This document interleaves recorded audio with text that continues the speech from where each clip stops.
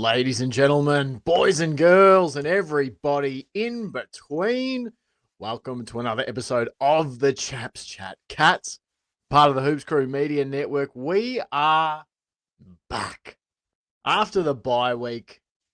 Obviously, we did the big all-in Hoops Crew Media Network first half of the season recap last Monday night. God, days are all over the place. But this is your first Chaps episode in 2 weeks. So fucking welcome back to us. Thanks for being here. My name's Jake, and I'm joined in the virtual studio, as I have been for the last 4 years, by Sambo and Johnny. How the fuck are we, chaps? Good. Yeah, my mind is still melting from the movie last night. Retroactive melting. Yep. Absolutely. Yes. I feel like those who weren't sitting on the couch with us, we watched Tenet by Christopher Nolan. For the first time, John and I were both Tenet virgins going in. We were made to sit on a couch together as Tenet virgins, and the others, the experienced members of the group, sat around and observed our reactions as we lost our Tenet virginity. How was the experience for you, John? It was good. It was not what I was expecting. All I remember was from Sam was saying it's like James Bond with time travel. And throughout the first half, I was like, where the fuck's the time travel? And then there was there at the end, and it was very like mind wiggly woggly early on, and then it sort of started to clear up a little bit, and then by the end it made a bit more sense. But yeah, it's definitely one of those movies I think you'd want to watch a few times just to get your head fully around what the hell's going on. But very enjoyable, very good movie. Sambo, and you obviously as the experience, not a Tenet virgin at all. Like this might have been, you might have done Tenet multiple times. I think that was your perspective. Number four. Nice. Yeah. So Johnny and I, we get to do the Tenet. You had done the Tenet 4 times. What was it like for you sitting on the observer's couch, watching us as virgins go through Tenet? Well, I've done that a couple of times. I've held a few people's hands through Tenet watches now. So, it's almost a kink for you at this point. No, it's a profession. I'm the Tenet doula.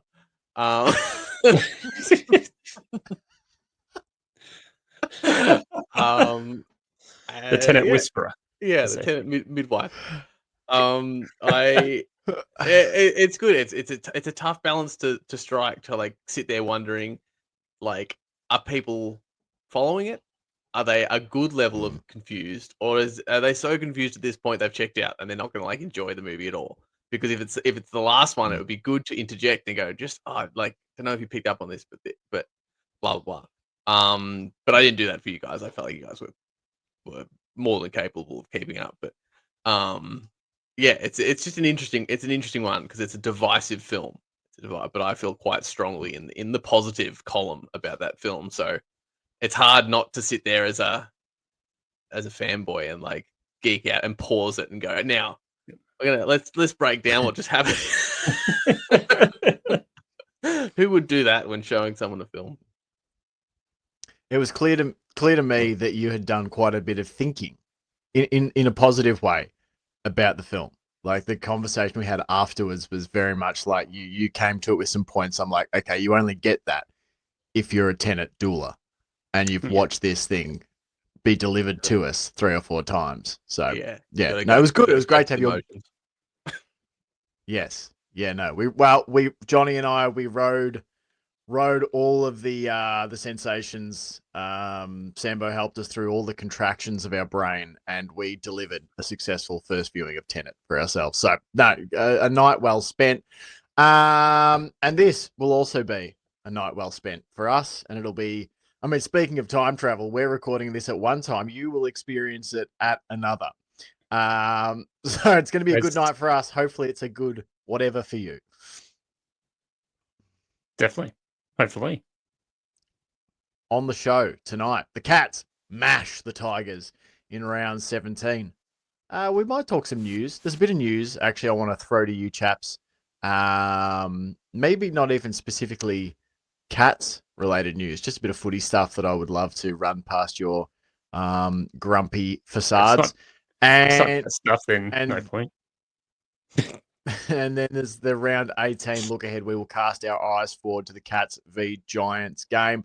The recap, as you know, if you've been watching the show for a while, the recap is free here on YouTube, on Spotify, etc., etc., etc.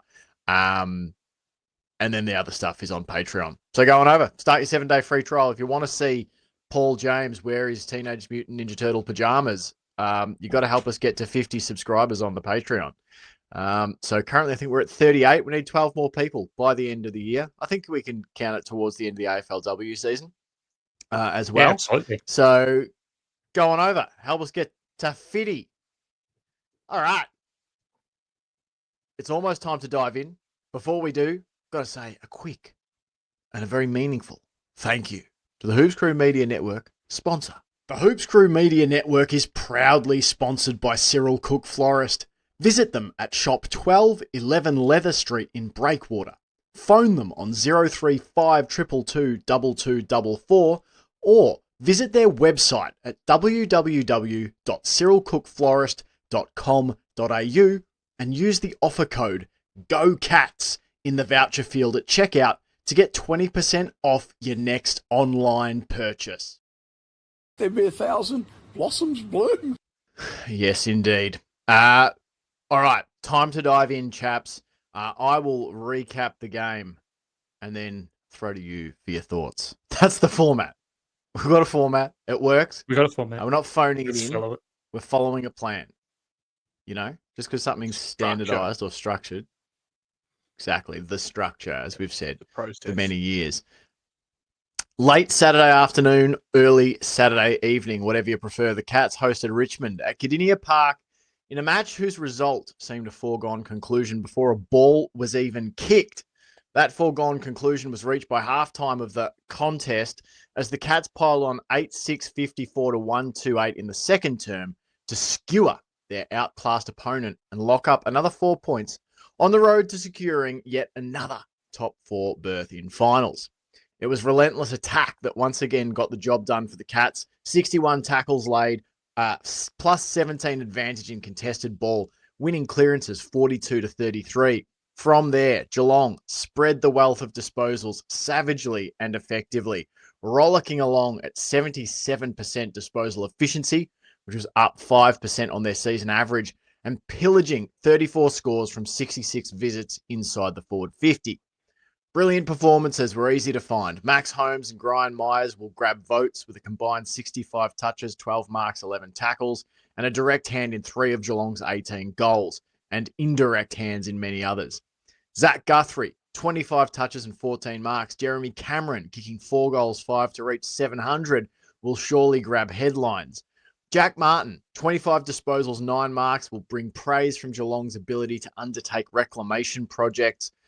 Tom Atkins, 17 tackles, 37 pressure acts. Ollie Henry and Shannon Neal with a combined 5 tackles inside 50 will probably get a big tick from their coaches. Reece Stanley will have earned a few extra rest days in the crypt after his 31 hitouts, 5 clearances and 21 touches. This was a brilliant team win, one achieved under the overwhelming weight of expectation that victory should not only be acquired, but emphatically so. To do the business and do it with a cherry on top when both the business and the cherry are expected always impresses me. Geelong do it often, and we should celebrate being one of the few clubs that can say that for most of the 21st century. But one performance from one player made me think about the parallels between the individual and the collective. They've found another one. How do they keep finding these guys? 2 phrases we hear a bit from commentators as Cats fans. We hear it again as George Stevens delivers on debut to the tune of 21 touches, 8 clearances, 3 tackles, 1 goal, 2 goal assists, and 14 score involvements that broke the record for a player on debut. Stevens was simply superb. A brawny midfield monster, a hoop-adorned Frankenstein with a jutting chin who simply refused to be beaten around the football. Another one out of the Cats VFL lab. But to me, Stephen's qualities demonstrate the as above, so below alchemical process of the Geelong Football Club. His ability, as demonstrated in Jeff White's exceptional analysis of him a couple of weeks ago on First Use, to read the ruck contest early. He processes the ruck duel quickly, adjusts his body accordingly, and gets to the spot. Geelong have done this for years under Chris Scott, most pointedly, I think, in the last 4 seasons, reading the direction of the league, adjusting accordingly, and putting themselves in best position for success. His strength and refusal to go down also echoes something of the Geelong ethos. The conventional wisdom, almost forever, has been that what goes up must come down, that the gravity of the league parity and list churn will eventually bring great teams low. But Geelong, like Stevens, refuse to bow their backs to this gravitational inevitability. We could discuss, of course, the minutiae of great team versus great clubs, and that would be an interesting conversation to have. Stevens also displayed absolutely awesome clearance work, extracting the ball from hard-nosed situations all evening, a reflection to me of Geelong's almost unsociable refusal to be beaten at the trade and free agency game. Regardless of the pressure applied, on Saturday night, Stevens took what he wanted, often at the cost of his opponent, in much the same way that Geelong's football department have ruthlessly set the bar for talent acquisition in the modern era. And finally, for me, chaps, there is a self-awareness in Stevens' game, particularly his limitations, an honesty of approach that allows him to lean into his strengths and away from his weaknesses. He's not fleet of foot, therefore Geelong have no expectation for him to be. He's strong and he wins the football. This season he's begun to kick some goals, but he's an uncomplicated player. In many ways, this is what defines the Chris Scott era for me. Self-awareness, clarity of evaluation, experimentation, yes, but an acknowledgement that the system works best when you fit round pegs into round holes and square pegs into square holes. The right tool for the job and a clear-eyed approach about what the job is.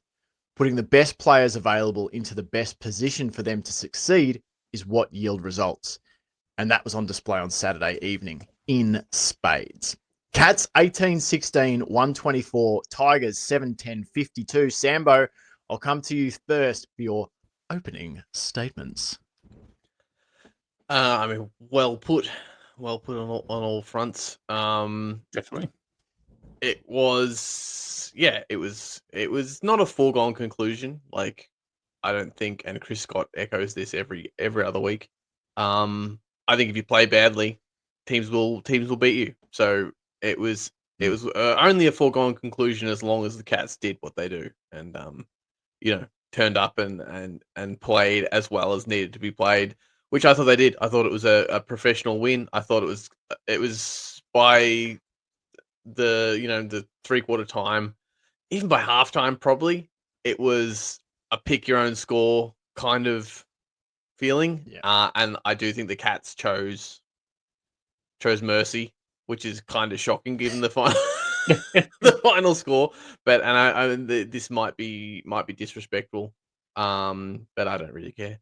That I do think I think that the scoreline is flattering, really. Like I think we took the gas off for a full half of football. We went into professional mode, I suppose. I think we were structured up. I think we defended as well as we could. We didn't let the pressure off too much. We still transitioned and wanted to score, but we weren't doing it at the expense of risking injuries or risking suspensions or anything like that. It was it was a pretty dour affair, I thought, in the second half, which is good. It's encouraging to know that it wasn't necessarily a put them to the sword kind of result, but it was a put them to the sword kind of game. Really, like we after that first quarter, which I think in our big live show, I did say I felt like we would start slow after the bye. I know that's generic, and most teams generally do start slow after the bye. But I did feel that would be the case, and it was the case. I thought our skill set was a little off. We were mishitting a lot of handballs and dropping marks and that kind of stuff, which is annoying to watch. But good teams are the ones that don't get flustered, and experienced teams are the ones that don't get flustered. And I don't think any of that got to, like, I think we took that in stride. I think that the team took that in stride and kind of knew that was going to happen. And when it did happen, they knew why it was happening, didn't become an issue, tightened some screws at quarter time, and that was about the story of it. But I will just say, I literally just read an article, Jake, just talking about Stevens just read an article by, how do you pronounce it? Callum, is it Twomey? I think it's Toomey, but yeah. Twomey. Told me, I think. Timmy told me. Don't know. Give it to not- me. Yeah. Give it to me. And he was going on about Jack Martin and how, giving the Cats their flowers, I suppose, for turning these players into weapons. But he gave it mostly to Chris Scott, and I think even Chris Scott would be the first to probably admit, I don't think he's necessarily at the tip of the spear of recruitment and selection, and like that would be my instinct would be that it's not Chris Scott that's seeing Jack Martin and going, get him, and he's going to be in the back line. That's my feeling on it.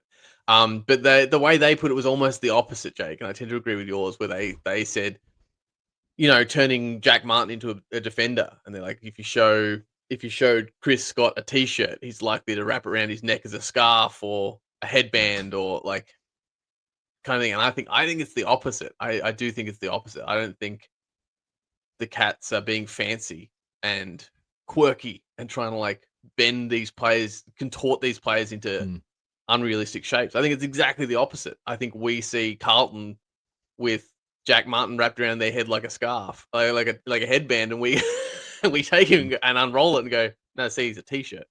Like I think that's that simplicity of it, of going like it's not contorting things. I think it's actually seeing things way more clearly and simply, like you were putting with Stevens. Johnny? Yeah, I was sort of definitely a bit more different than Sam. I thought it was pretty much a foregone conclusion before the game started that we were going to win. It was just a matter of how much by.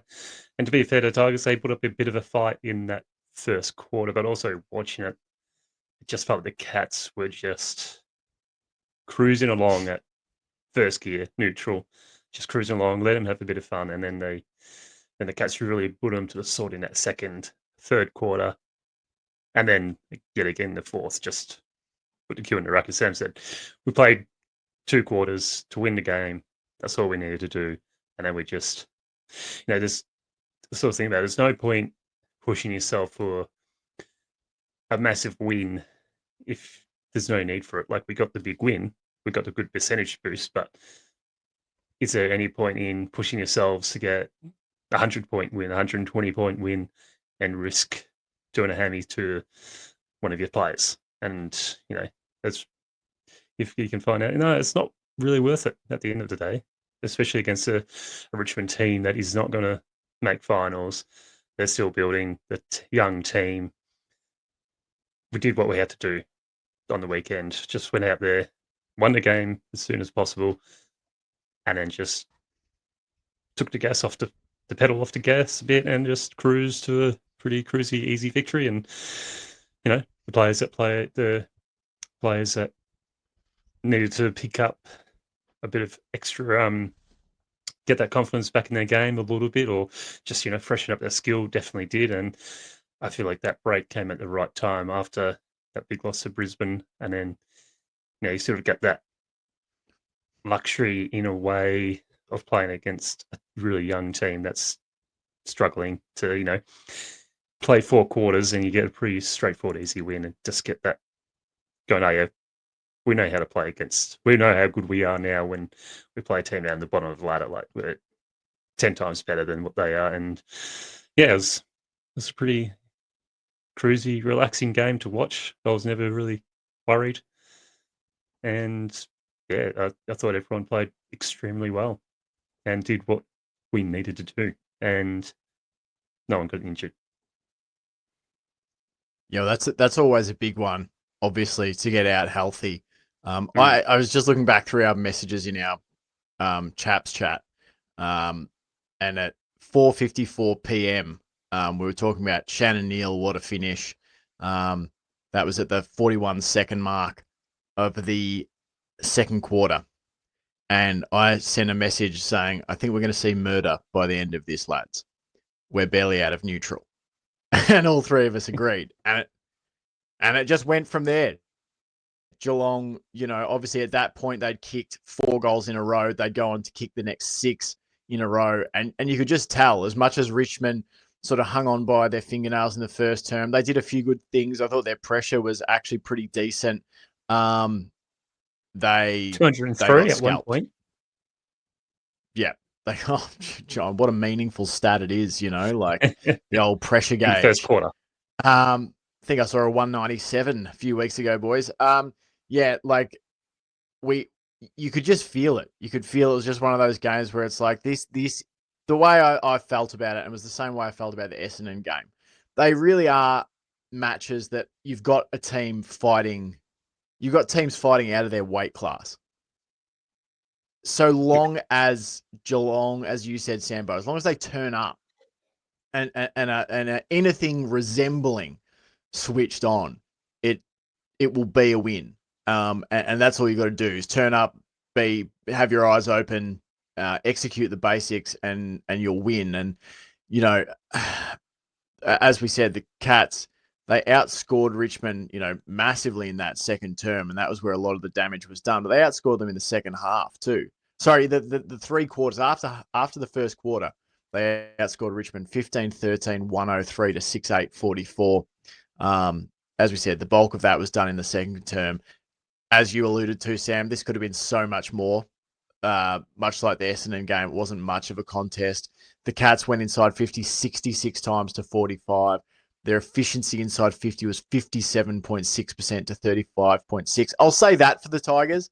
I think that they shot themselves in the foot a little at times with dropping marks and missing kicks going inside forward 50. I don't think they could have won this game unless it would have taken an all-time stinker from the Cats.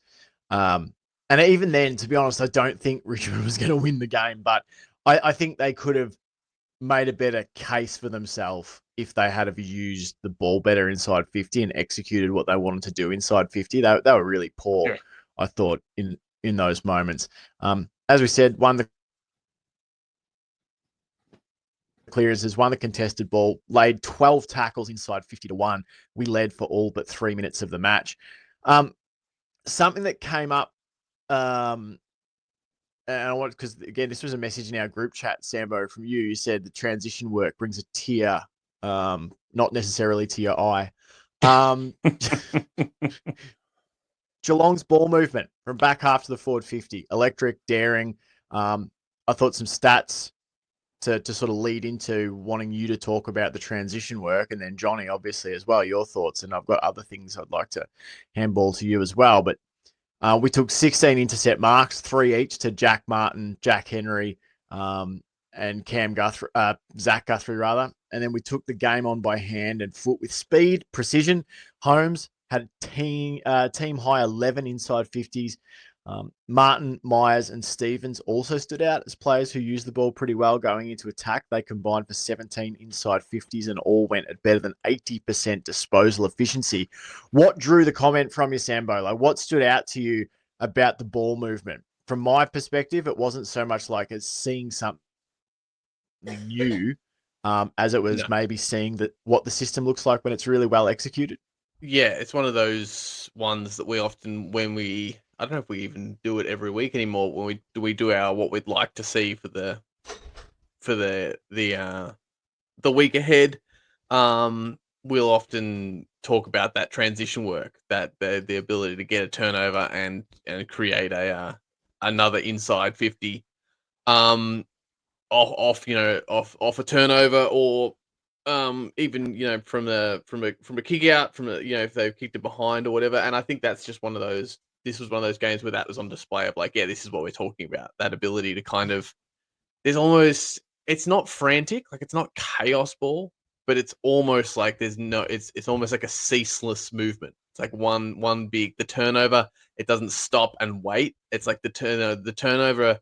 It's almost like we're structuring up before the turnover has happened. Like for us to be able to dispose of it at that speed to a player in space that quickly. And again, not to be disrespectful, but I do think part of it has to be that Richmond allowed a certain amount of movement off the ball that maybe better teams wouldn't. Maybe they weren't quite as switched on. Like I think it's the kind of thing you'd like to see pretty consistently throughout a game, but this was more or less ceaseless, really. Like I feel like there was maybe twice in the whole game where Richmond felt like they had repeat inside 50s that where they were able to lock it down in there. I'd love to see actually what was their tackles inside 50 stat. Do you guys have that? 1. Look I know, there you go. So yeah, I think it was just that sort of streaming away, whether it be via hand. We probably didn't run with it as much. Like I think Holmes did it a couple of times, but I guess that maybe is evident in the swap out of, no Bailey Smith, but adding in George Stevens. You feel like it was a little more. The movement was more often based on ball movement as opposed to movement by foot. Until Holmes got it, of course, and then he'd run 90 meters. But yeah, that was more or less it. It wasn't like a particular stat. It wasn't a particular thing that I hadn't seen before. It was just like a really glorious example of what happens when the Cats are on. And it looks like a lot of it came from Tom Stewart. Like I wouldn't say Tom Stewart necessarily blanketed the stats sheet. But he did lead the game for rebound 50s. The next highest for us was Jack Bowes or Bows, as the If Howie's commentating. yeah, or the in the press conference there's 2 questions that mentioned Bowes and they both said Bows and Bose. Boes. Bose. Bowes. Bowes and Connor O'Sullivan, Jack Henry also had 4 apiece. So it was an even spread, but yeah, it looks like most of that started with Stewie, which is not too surprising. No, That's your little personal crusade there. You've been really pissed off about how the media has talked about Tom Stewart. I just know you. That's your little way of saying fuck you, media people. Like you're pulling out the stat that, like, it's not saying like cherry picking, but it's a stat that does illustrate that Tom Stewart is impactful, even if he's not having like 15 marks and 9 of them are contested. But you got to agree, he's down on his best Yeah. season. Like he's not his best level, so that's happening. What the Cats can do, so And they really need to drop him back to VFL to get that confidence back in his game. You know what I mean? As we've said, his impact maybe is lessened because of the strengths around him. So that, like, if they say he's down, it's like, well, he's not necessarily playing badly so much as he's not being It's sort of like called upon so much. But anyone that says, like, when they said he's actually a liability to the team after he'd just come back, and he played like 2 games. But I mean, he's not in I don't think he's super high up in the overall disposals, but he is 3rd on the team, and equal 4th on the ground for effective kicks as well. Yeah, it's sort of like he's got these 2 young players that are really starting to make a name for themselves in their defense, who also can run and gun with the ball and deliver inside 50 nicely. So he doesn't need and to Zach Guthrie and as Jack much. Henry Yeah, it's like he's got these 5 other guys that help him out in that area. And do you know what he's old as fuck. So maybe he just doesn't want to run as much. Do you know what came to mind for me? There was a moment where he just he had a kick out. He just dropped a beautiful kick out of the square to a teammate on the wing. It was just like a beautiful kick. And I just looked at his body language and I went, Tom Stewart just wants to get the regular season stuff, the home and away stuff out of the way. Like, he's just ready to go and play finals now. That's what it strikes me as, of like, I fully can imagine a world where we get to, say, week 1 of the finals, if we do what we should do and make a, qualifying final in week 1. I can just imagine him going into a different zone in finals. I think there's a few players like that. It's like once we get to the business end, I think we'll he's see gonna a few switch. guys step into their superpower. Yeah. Johnny, Yeah. like, I don't want to bury the lead. Like, we've talked nearly half an hour here. I want to know your thoughts, because George Stevens, he might be the most exciting young Cats debut since Lawson Humphreys last year or Connor O'Sullivan the year before. Like, he played exceptionally. We talked about it. 21 touches, 18 of which were effective. 8 clearances, 3 tackles, 1 goal, assisted 2 more. We talked about the broken record for score involvements. I've obviously watched him the last couple of years in the VFL, and this is the best game I've seen him play, hands down. What did you think of, I'm assuming you haven't watched him in the VFL previously. Like, what did you think of him in game 1? It's, as I said in the Discord chat after the game, I said this is another perfect example of why you hold players back in the VFL for as long as possible to make sure they're ready for AFL. So when they do come into AFL, they're probably not thinking, "Oh, I need to. What is my role? What am I doing? How do I play this game again?" Like they won't forget. They have been playing this game in this position in the VFL for the last 2 years? Well, 2 and a 2 half years. 2 years he's 2 been on the years. list. Yep.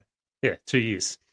And and the coaches, the players go, "You're in. Going to be playing in middle.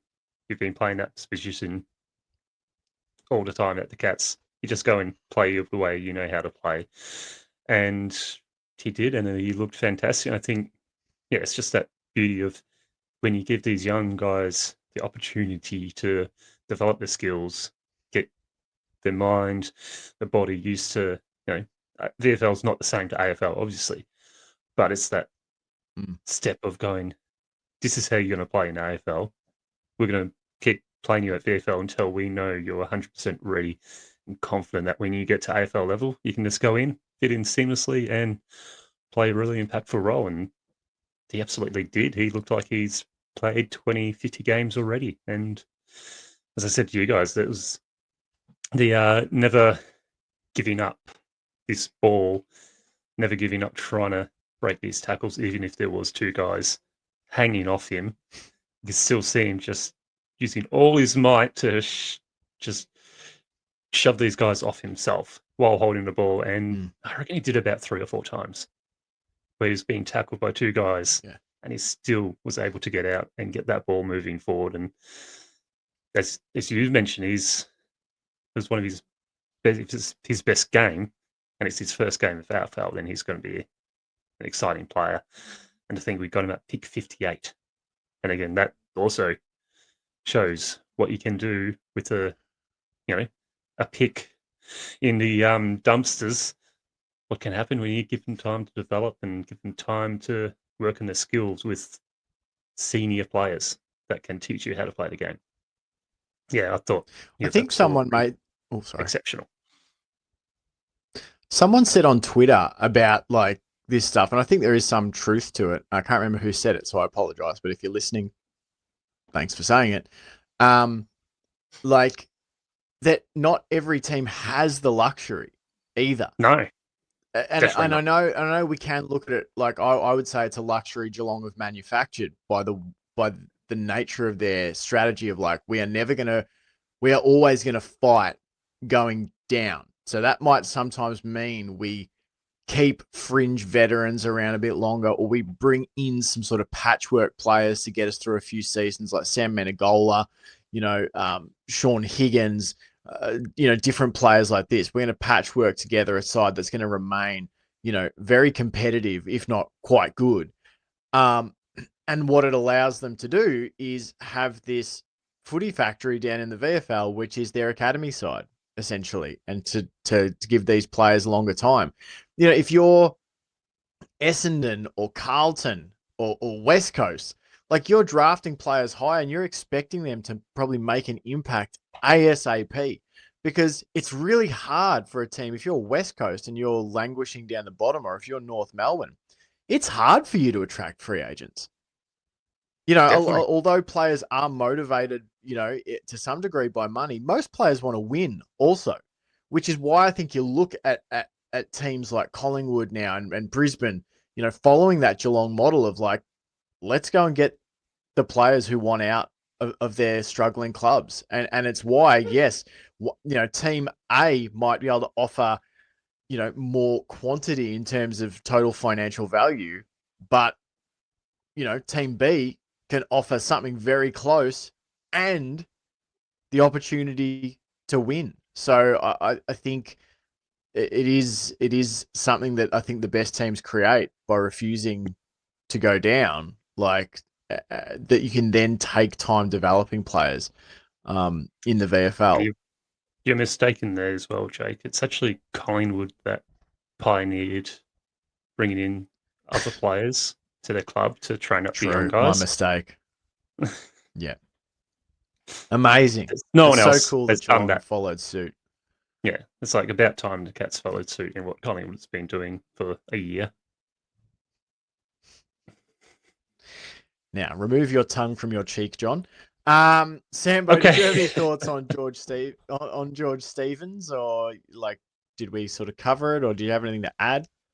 I mean, you sort of covered it, and I guess I'm speaking from a place of relative what's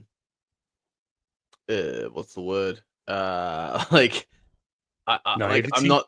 Yeah, I guess so. Like In a I'm way? not super educated on what he brings, but based on what you have said in your videos, Jake, and to us in the past, and then based on this one example, I felt like this was a pretty, not to say he'll do this every week, but this seemed like a really good resume of what he brings.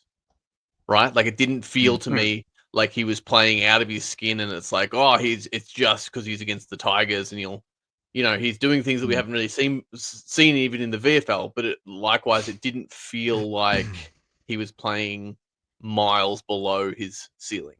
Like, I mean, his ceiling, I'm sure, is higher, but like it felt to me like, okay, if that's what he brings, like I can see an argument for not dropping him. You know what I mean? For him, like, I mean, like, just okay, he's in. Like, we just got to figure out how to fit all these guys in the one team. What's I think because exciting to me with it? Sorry, you go. no, yeah. I was just going to say, what's exciting to me is we've talked before about like, now that Bailey Smith's there, Tom Atkins has finally got some support, and it actually makes you go. There was times where we had Atkins and Stevens on ball, and it's like, I don't know, I don't see too many teams wanting to go up against, like, if those two players playing at their best are really, really ferocious. Like I think, I guess what I look at is I go, I had a couple of takeaways. One was why. So to me, George Stevens looked liberated playing at a high level. Some players come in from the VFL and you're like, oh man, you like really sort of receded into yourself. Like you didn't look as confident as you do at VFL level, which seems natural. But then you just get these other guys who all of a sudden they come out at the higher level and it's just like he looked freed. He looked like he was having more fun than I'd ever seen him have in 2 years. And I mean, obviously, a big part of that's playing against, in front of 40,000 people at Kardinia Park as opposed to, 300 people in the VFL. But he was just so confident. Like, and all of his best qualities came to the fore and he executed all of his best skills. Like, A+. Like, not only his like physically obviously looks ready for the level, like his ability to fight for the ball. The one I'd forgotten about was him throwing off, like fighting through two tacklers in the middle of the ground, giving a hand pass out to Max Holmes, who runs to 50 and kicks a goal. Like right. that shit is like that sort of stuff is only really what I would say Tom Atkins has been able to do. Like those things. So now it's like shit. And I know we've got to temper expectations, but you get optimistic and that's okay to be optimistic. I mean, that's part of being a fan, but you kind of go, you imagine a world in which George Stevens plays something like this every week, and in addition to Atkins, and you go, holy crap, the midfield depth has just changed. And that was the other takeaway, I guess, for me, was when I watch him in VFL, I'm going to take a different approach to watching some of these plays in the VFL, because it sort of strikes me that, he is probably the number one midfielder in Geelong's VFL team. So he's going to get the tag. He is going to get the opposition's best shutdown person. And he's still racking up the ball. Now he gets to come in and, on the weekend, he might have been Geelong's fourth best mid in the rotation. And suddenly it's like, holy crap, if Smith comes back in and he slots down to like the fifth best, like, it just adds a depth that I don't think we've had in quite a few seasons at the position, which is so exciting. That's very exciting. Didn't it just feel like a bit of a work of fiction, though? Like, he came in, played so well, and then like kicks the goal in front of the standing room end. Like, it just felt like such a fairy tale sort of moment. It was, yeah. It was great, and I loved the passion in his celebration. It's like that was one of my favorite moment of the night, was seeing him celebrate that goal. I was like, yeah, that's a guy who's put a lot of hard work into this moment, and it's that release of just, I did it. I'm here. I'm an AFL player, and I kicked a goal. Yeah. And yeah, it's just like, yeah, those are the moments that, you look back on and go, yeah, that was an awesome moment to witness. And we weren't there live, unfortunately, but yeah, that was, you probably could have heard that from the standing room. He's screaming and cheering himself and celebrating. So yeah, great celebration. Better than Papley's. I found myself getting surprisingly emotional about it. Like, I don't know exactly why, but there was a lot in that moment. It felt like, I just felt like what you've described there, John, like all the work, you could see it on his face. You could see it, that it's just like he has been itching for this opportunity. All he's wanted is to get out there and play AFL footy. And it's like it all happened, and it happened in like the most perfect way. And I really think, who knows where he goes in his career from here, but gosh, that moment must have felt like a dream, to just be playing your best on the biggest stage for one of the league's best teams. And you said it, Sambo, like Chris Scott looked almost like emotional after he kicked the goal. Yeah, I thought so. I thought he looked like he had some sort of glassy eyes, some maybe, and likewise, I got a flu or something. I haven't been watching his journey like you have, Jake, but I felt like you could feel that in the air, you could feel it around it. It's great. That's the stuff you watch football for. It's like a few, probably 8 weeks ago now. It probably was. I was saying, when I finally watched a game with Lauren for the first time, we got to sit down and watch the whole game, just the two of us. And she hadn't really seen Dempsey, because she's been sort of out of the football, and she was, and I had to I'm sure I told you guys this on pod. I had to fill her in about who he was, and then he also had a cracking game, and I was getting teary talking about him. And it's not even like he's got a rags to riches story. It's just like, he used to play basketball. But just the investment, and this is the stuff that we started this podcast about. This is why we started talking football and watching football together again, and where the idea of the podcast came from was to go, let's see how much of this positive investment, this positive emotion, we can harness and dig into, and then do our absolute best to let anything negative just sort of wither away. Feel it, and then let it wither on the vine. So I love these moments, these sort of peaks of emotion where you're like, I don't even know why I care so much, but I do. Yeah, and I think it's good not to be, obviously you want to win a flag every year, but the reality is we all know we're not going to win a flag every year. We've, in the 21st century, we've won 4 of them. That's not even one every, it's not even 25% of the time. We've won more than most, but we know how hard they are to win. And so it's like, we said this on early episodes of the pod of like, if all you give a shit about and the only way you can define success in the season of football is did we win the flag? No, well then it was a fucking failure. You are going to be pretty miserable watching football. Yeah. And Absolutely. so it's lazy. It's all this shit. It's all this stuff. It's players debuting. It's players developing. It's like I got a great deal of satisfaction, watching that 5 weeks, not so long ago, where Mark O'Connor probably played the best 5 weeks of his career. I get satisfaction out of watching Reece Stanley come in and still have good games. Dangerfield going forward and doing something different. Jez's 700. Jez, do you know what?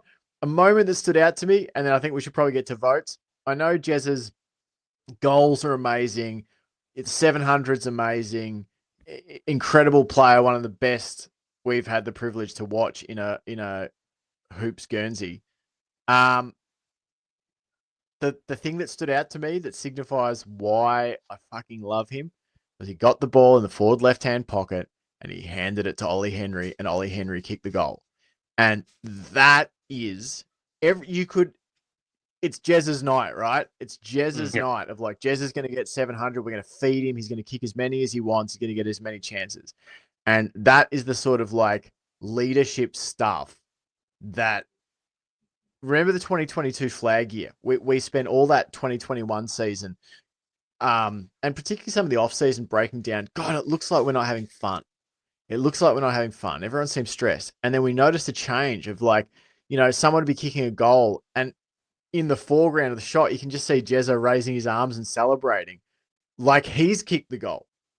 And it's that sort of investment in his teammates that I think makes him a really important player. It was one of my favorite moments on the night, because we can all sit here and go, Ollie Henry needs to lift. He's not playing well. Nobody fucking knows that more than Ollie Henry. Like, I thought he played a pretty good game. We're all sitting up in I thought so too. I thought he did what he could to try and impact the game. He led us for tackles inside 50, by the way. Three tackles inside 50. So, we can all sit here and go, oh, he needs to do this, he needs to do that. And I think the other best part about that Jeremy Cameron giving the ball off to Ollie Henry is him going up to him afterwards, giving a big old hug and going, you'll be right, mate. Yeah. You got that. You've done that. You can do anything now. Just, that reassuring bit, as you said, being a leader of this club and knowing when the teammate may not have the best confidence in this going, you know what? I don't need another goal, but you get more out of this one goal than I will. And he said that's a sign of a really good, strong leadership and knowing your teammates as well. In the VFL a couple of weeks ago, the new Irish recruit, Killian Burke, had one that he could have basically, kicked from short range. Instead, handed it off to Jay Polkinghorne, who's been, I think, previously a little bit out of confidence, in the month prior. Hadn't really been clicking for him. Polkinghorne kicks one from the square. And I just noted at the time, like, that's really cool. That's cool. Like, the new recruit, part of it, he might be nervous kicking for goal, but the other part of it was, I'm going to give it to my teammate. Polkinghorne will, get a goal to lift his confidence. On the weekend, although the VFL team lost, Jay Polkinghorne kicked 4 goals. So that's his biggest haul of the season. So it's funny sometimes, it might not be cause and effect, but it's hard to not see little things happen sometimes. You go, okay, maybe the seeds of what happens 2 or 3 weeks from now, maybe the seeds of an Ollie Henry prelim performance or a grand final performance might have been planted in that little hand pass from Jezza to him. You just don't fucking know what's coming down the line. Maybe it's just that little bit of spark going, my Jeremy does trust me to kick this goal. Maybe everyone else does trust me after all. Maybe I'm not in my own head going, these guys don't think I can kick this, so I'm not going to kick this. But if Jeremy Cameron's handing me a ball to kick a goal and I kick it, maybe I'm all right. As you said, maybe it's just that little thing going that gets that little voice out of his head saying, you're going to miss this, or whatever could be in his mind when he goes for goal. And maybe now that's just replaced with Jeremy Cameron going, you've got this. You know you've got this. We know you've got this. We've got your back no matter what. Absolutely. Couldn't agree more. Let's jump into votes for players who stood out to us and did other stuff good too. Chaps, I'll list mine off. I'm going with 1 vote to Max Holmes. Is that where I went? Yes, I think I will. I'm going to go 1 vote to Max Holmes. I'm going to go 2 votes to Zach Guthrie. I'm going 3 votes to Brian Myers. Johnny? I'm giving 1 vote to Jeremy Cameron. He could have had more if he kicked his, 5 set shots. I'm giving my 2 to George Stevens, and I'm giving my 3 to Brian Myers. Sambo. I'm giving 1 to Tom Atkins, 2 to George Stevens, and 3 to Brian Myers. Hey, look at that. All right. I feel like we've Says we talked a don't spend lot too much about time George together. Stevens. I feel like we've talked a lot about about George Stevens, so we'll skip him off. We've probably just talked a bit about Jeremy Cameron, but Yeah. but I guess we could do 30 seconds on Jezza if you feel like it. But Sambo, lead us off. Talk a bit about Tom Atkins. What was it about the game? Because he was probably next man up. Are we I surprised? absolutely loathe talking about Tom Atkins. So do I. Like There's nothing worse. Hook it to my veins. You just can't go past him. And I thought in a game where, and I'll stick to it, that I think the game was most likely always going to go this way. But if you don't set the tone, if you don't recover from your mistakes, if you try and phone it in too much too early, I think any of the teams in the AFL could have a good night. And I thought he was again one of the guys that played 4 quarters. He didn't get the memo that they just had a bye. He came out ready for some blood. He didn't get the memo that the queue was in the rack in the at halftime. He came out with with an absolute will. And just some of the vision, like the footage of I've been watching, highlights reels and people talking about various things. And when you see his efforts from the game compiled into 30 seconds, it's phenomenal. It's like watching a nature documentary of lions jumping on some gazelle. Like the way he was like laying a tackle, and then the guy like gets a hand pass off in the tackle, and he's like just diving over that player that he's just tackled to try and and it wasn't always successful, of course, but just to try and muddy the water, try and make an impact on that second player. Like I don't think I don't know if I've ever watched, I guess. I'm sure there's been, but I don't know if I've ever watched a player more consistently vicious with their tackles while still maintaining almost flawless professionalism.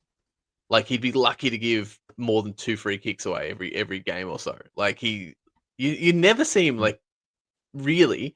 He's probably more likely to give away a free kick for a weird braid fade where he gives a 50 or something, like where he's just like not, he's thinking 2 steps ahead and he crosses the line or enters the protected zone or whatever it is. Like how many times can you think, even just if we're just going to this year, has he given away a free kick for like high sling tackle, dangerous tackle, Not very anything? Like that's remarkable to me to lay that amount of tackles with that amount of ferocity, and yet do it within the confines of the game's parameters every time. He had 37 pressure acts. It's insane. And the next best was Brian Myers with 17. Yeah. He's only 17 tackles away from equaling his previous season best. Mm. And they did that in 23 matches. He also got the same amount of disposals as tackles. and his and on his disposals too, because that's probably the one thing that it's hard for him to keep up is his disposal efficiency.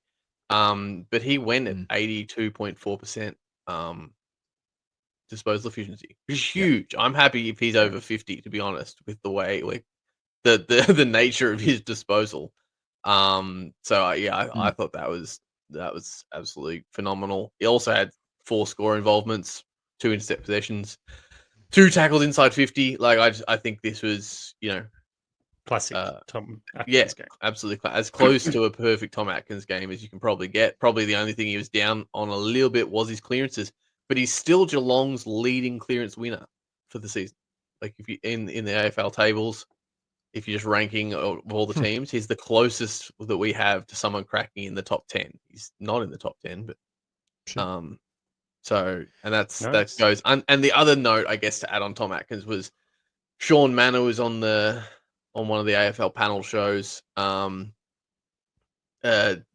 about talking about Atkins, and Isaac Smith was on one of the panelists, and he interjected with, as a teammate, he said Tom Atkins is one of, if not the best teammate I've ever had. That's and Isaac Smith's had a lot of teammates. He's had a lot across multiple clubs. And that's- So I thought that's that with was Jeremy Cameron in the side, Yeah, who, as Jake has just mentioned earlier, celebrates everyone else's achievements like its own. Yeah. So yeah. No, it's hard not to agree with Isaac Smith there when you see Tom Atkins play, and as you said, so the effort he puts in every single game, and no matter what. he was really on with the marshalling the troops too. Probably Hmm. with George Stevens in there, like a little bit of extra inexperience, and also on a night when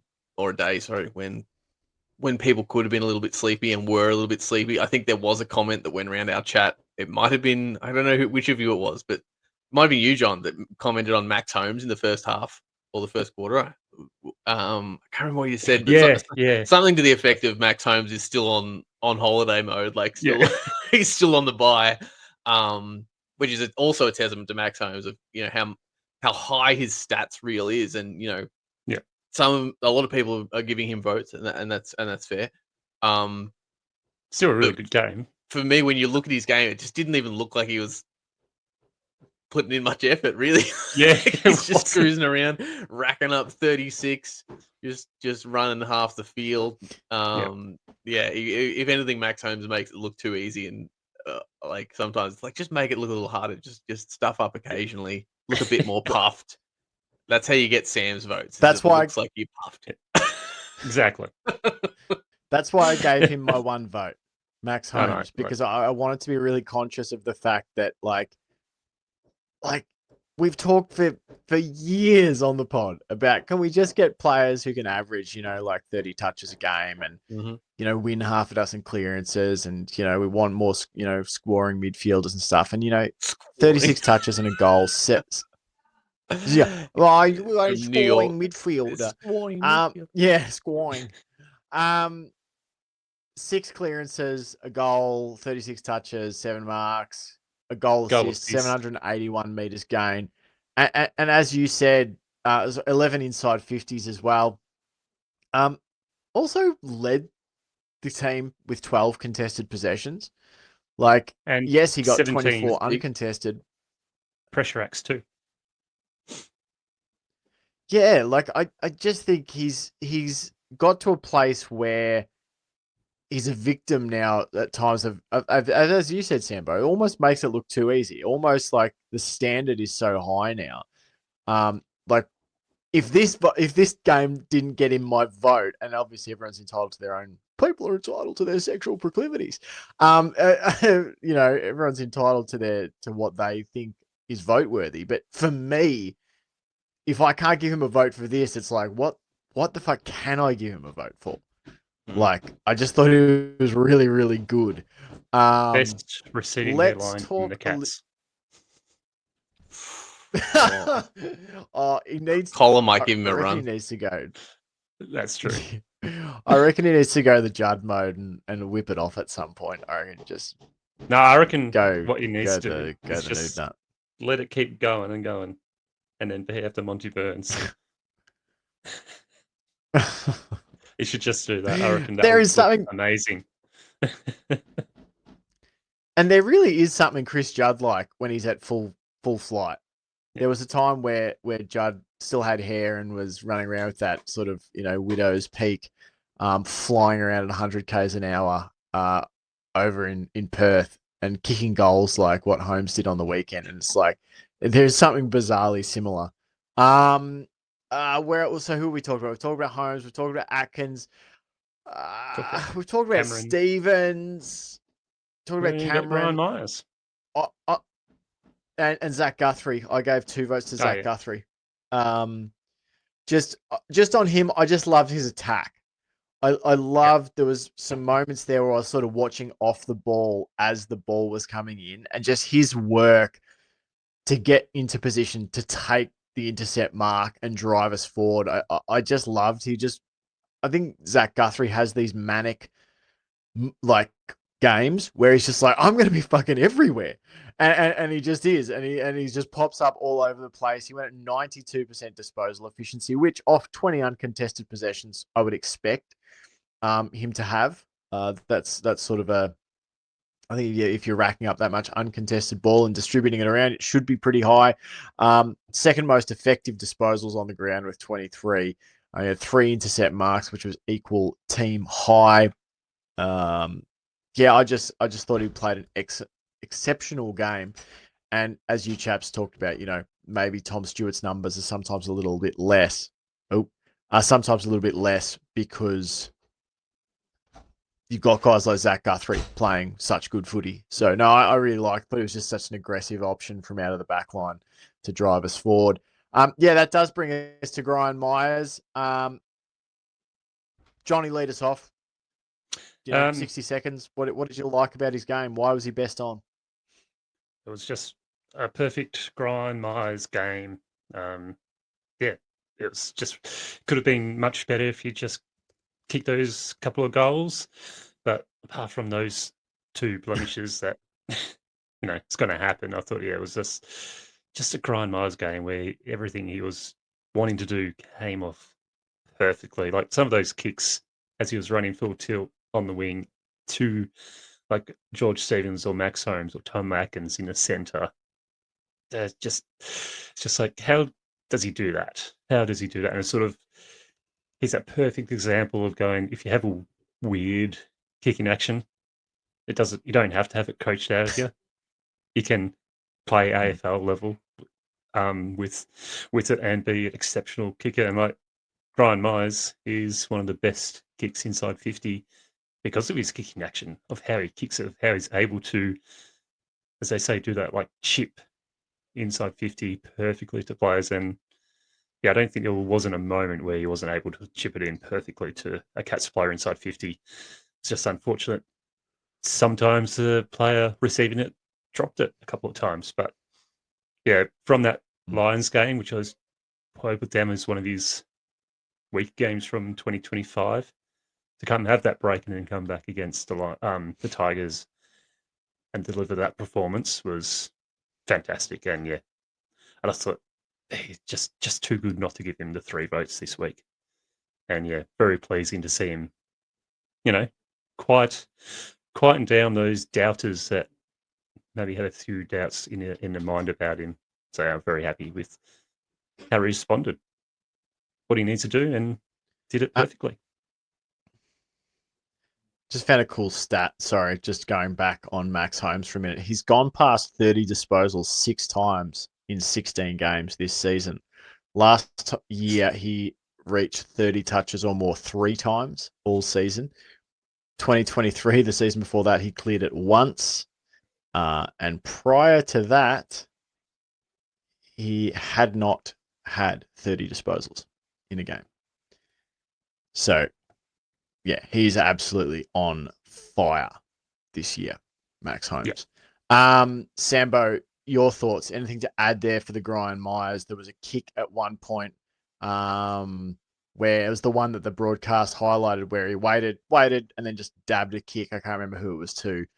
Inside forward 50, and they were showering him with praise for his patience. But I just went, there's that little kick that Sam talks about all the time of like, don't just have to bomb it long, draw a player to it. What did you think about his game? And you are on mute, unfortunately. I do apologize.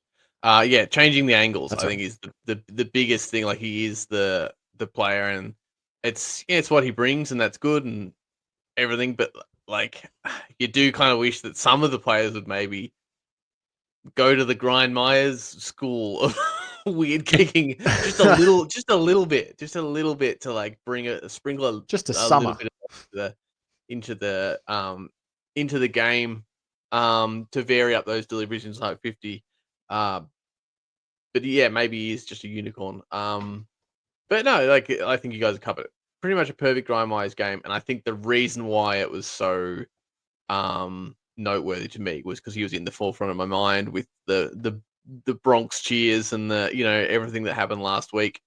There's no way that wasn't in his head to a degree. Chris Scott feigned ignorance, said he didn't know anything about it when they asked him in the press conference this week. Or maybe it was feigning ignorance while also giving a bit of a backhanded, like a snide remark, because when he was questioned, when he was mentioned, he's like, "Did they? I didn't hear about that." And they sort of told him that what happened. And I'd be highly surprised if those are Cats fans.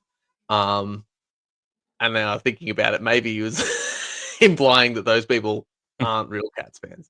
But anyway, regardless, I think, yeah, just very, very professional and impressive that Brian could sort of either use that as fuel and come out and play like that, or put that to the side. Whichever way he went about it, it was super effective. So yeah, it was just very, it really impressed me. Yeah, no, absolutely. I just, I can't really add much to what you chaps have said. Sort of covered it. It's just the complete grind game. And again, another player that, you know, once you figure out what to do with their skill set, it's like when you get it, it's a new toy and you're looking at it going, how am I going to use this? What are we going to do with this? How's it, and then you're like, okay, this is the purpose. This is where Grind Myers. We want Grind Myers with the ball 60 meters from goal. That's where it's at. Grind 60 from goal, picking and choosing the option. I think there was a long time where he spent, where people were like, he's got to be a small forward. We lack a small forward. No one's, we need a small forward who kicks 25, 30 goals. It's funny. When was the season that he had all of those goal assists? Last year. Was it last year? I thought sure it was last year. Grind Myers stats. I want to see where it coincides with Stengel coming into the team. So, okay, no, it was 2023. He had 41 goal assists. So that was the year we actually didn't make finals. But the year before he had 19, which to that point was career high. 19 goal assists was career high. I do think some stuff happened for Myers in around that 2022 season where we just sort of, I think that was when they started sort of working out what they wanted him to be and do. And I do think it coincided with, hey, we've got players like Stengel in the side now. And that's only increased. You talk about Atkins getting help over the last few seasons. Myers, too, is getting help. There's a lot of small pressure players now. Grind doesn't have to apply as much pressure. It's almost like it's great when Grind applies pressure, but the best thing we can do now is let's lean into the strongest of his skill sets, which is how he uses the ball. We've got Sean Manor to do that dirty work. We've got, Tom Atkins. We've got George Stevens. We've got whoever, to fight for the ball on the ground and apply pressure around the ground and all that sort of thing. But let's just focus you in on what you're really fucking good at. Like that. I think he's very deserving, best on. And I thought it during the game. I was like, I think this is a 3-vote getter for Grime. Yeah. Awesome. Well, we are going to go over to the Patreon. We're going to do the rest of the show over there. Thanks so much for watching, for listening, etc. I wanted to end the public show just quickly. You get time to reflect over the bye week, and I had some time. We got to do the episode 2 with Ben and Paul, and that was, for me, don't know about you chaps, I really enjoyed that. It was really good fun. And then just today doing the notes and stuff for the pod and having had the week off, it made me go, I really appreciate getting to do this with you chaps on a Monday night and putting it up on a Tuesday. And yeah, really glad we made this decision to do this podcast. It's been so much fun. And I think what I just wanted to say to people is, if you're sitting going, oh, I Don't might start like a to do this podcast. or I might like to do that, don't start a podcast. It's a fucking terrible idea, because we've cornered the market, bitch. Yeah. No, I've but tried. seriously, like, do the thing. That's what I want. I don't get too philosophical on this show too much, but do the thing, whatever it is. I don't know what it is. Maybe you want to go mountain biking. Maybe you want to start a business. Maybe you want to, I don't know. Do the stuff. Do the stuff. I think all three of us would say that is something that we would believe in. I think in our different ways at different times in life, we've all had a go at fucking gripping it and ripping it and doing shit that we've wanted to do. And I plan to continue doing that. And yeah, I appreciate all the support that you guys as listeners and viewers give us. And yeah, I think you're all probably pretty fucking capable of doing whatever it is you want to get out of life. So there you go. There's a bit of philosophical stuff from JB to end the public show. But if you have it in your heart to go and commit 3 murders, this isn't admissible in court as just cause or some kind of cult prompting. Yeah. Right? Do the thing, unless it's Exactly. like murder or That's some this- other Or a crime. Don't do Yeah, crime. Bad stuff. Don't do crime. Good Don't stuff. do crime. Do good stuff. Do hobbies.